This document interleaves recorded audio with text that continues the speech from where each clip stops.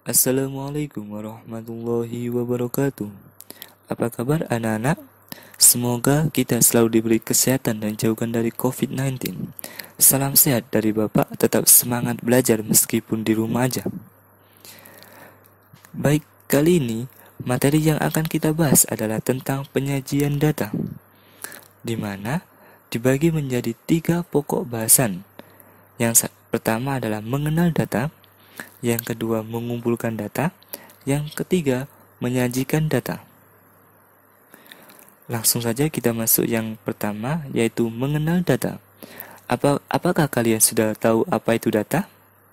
Nah, dalam kehidupan sehari-hari, data seringkali digunakan untuk menunjukkan keadaan tertentu dari suatu objek. Misalnya, jumlah siswa dalam suatu kelas, banyak siswa yang tidak masuk dalam 1 bulan terakhir, dan sebagainya. Di sini ada 2 istilah yang perlu kalian ketahui. Yang pertama adalah datum. Datum adalah keterangan atau informasi yang diperoleh dari suatu objek atau kejadian atau narasumber. Datum bersifat tunggal. Yang kedua adalah data. Data adalah kumpulan dari datum. Data bersifat majemuk atau lebih dari satu. Nah, setelah kita mengenal data, kita perlu tahu cara mengumpulkan data. Yang pertama, dengan cara wawancara atau interview, adalah cara mengumpulkan data dengan mengajukan pertanyaan secara langsung kepada narasumber. Biasanya kalian melihat contoh wawancara di televisi, atau bisa melihat melalui YouTube ataupun internet. Nah, selain itu, cara yang kedua dapat dilakukan dengan kuesioner atau angket, yaitu cara mengumpulkan data dengan mengirim daftar pertanyaan kepada narasumber. Nah, biasanya angket ini disebarkan secara luas, baik secara digital maupun secara manual. Kalau secara digital biasanya itu dalam bentuk form, atau kalau secara manual biasanya berupa lembaran yang dibagikan kepada narasumber. Yang ketiga yaitu observasi ataupun pengamatan, adalah cara mengumpulkan data dengan mengamati objek atau kejadian tertentu. Biasanya observasi ini dilakukan di lapangan atau di tempat yang akan kita amati. Nah, setelah kita tahu cara mengumpul data, selanjutnya adalah cara menyajikan data.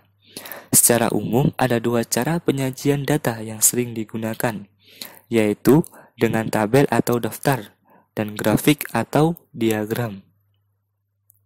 Nah, cara menyajikan data dalam bentuk tabel dibagi menjadi 3. Yang pertama, tabel baris kolom. Tabel ini digunakan untuk data yang terdiri dari beberapa baris dan 1 kolom. Contohnya adalah tabel daftar penjualan mobil perusahaan X periode tahun 2010 sampai 2015. Yang kedua ada tabel kontingensi. Tabel ini digunakan untuk data yang lebih dari 1 kolom. Contoh berikut adalah tabel kontingensi 3x2, artinya 3 baris dan 2 kolom. Yaitu contohnya pada tabel 9.2, jumlah siswa menurut jenis kelamin, di mana jenis kelamin di sini dibagi menjadi 2, yaitu pria dan wanita. Jadi terdiri dari 2 kolom. Selanjutnya ada tabel distribusi frekuensi. Tabel ini digunakan untuk data yang dibagi menjadi beberapa kelompok. Biasanya data yang memiliki rentang atau jarak, misal seperti pada contoh tabel 9.3 yaitu nilai ulangan siswa kelas 7B, di mana nilainya dibagi menjadi 5 rentang nilai. Yang pertama 51 sampai 60, 61 sampai 70, 71 sampai 80. Nah, itulah ciri dari tabel distribusi frekuensi. Selanjutnya, mengolah dan menyajikan data dalam bentuk diagram batang. Nah, diagram batang biasanya digunakan untuk menggambarkan perkembangan nilai suatu objek dalam kurun waktu tertentu. Diagram ini sangat tepat digunakan untuk menyajikan data yang variabelnya berbentuk kategori, dapat juga data tahunan. Contohnya, dari tabel 9.1 kita ubah ke diagram batang, nilai UAS pelajaran matematika yang ada di sebelah kanan. Nah, inilah contoh dari diagram batang. Selanjutnya, mengolah dan menyajikan data dalam bentuk diagram garis. Nah, diagram garis biasanya digunakan untuk menyajikan data yang berkesinambungan atau kontinu. Maksudnya adalah data yang berkelanjutan. Misalnya, jumlah penduduk tiap tahun, hasil pertanian tiap tahun, jumlah siswa tiap tahun, pertumbuhan tinggi badan dan berat badan balita. Nah, contoh diagram garis ada di sebelah kanan, yaitu pada gambar 9.4 sajian data dalam bentuk tabel dan diagram garis. Selanjutnya adalah menyajikan data dalam bentuk diagram lingkaran. Diagram lingkaran adalah penyajian data dengan menggunakan gambar yang berbentuk lingkaran. Bagian-bagian dari data lingkaran menunjukkan bagian-bagian atau persen dari keseluruhan. Untuk membuat diagram lingkaran, terlebih dahulu tentukan besarnya persentase tiap objek terhadap keseluruhan data dan besarnya sudut pusat sektor lingkaran. Nah, di sini sudah dijelaskan tadi bahwa persentase itu dihitung dari banyak data dibagi keseluruhan data dikali 100%.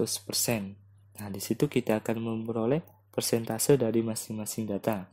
Contohnya pada gambar 9.5, yaitu diagram persebaran pekerjaan di suatu daerah tertentu.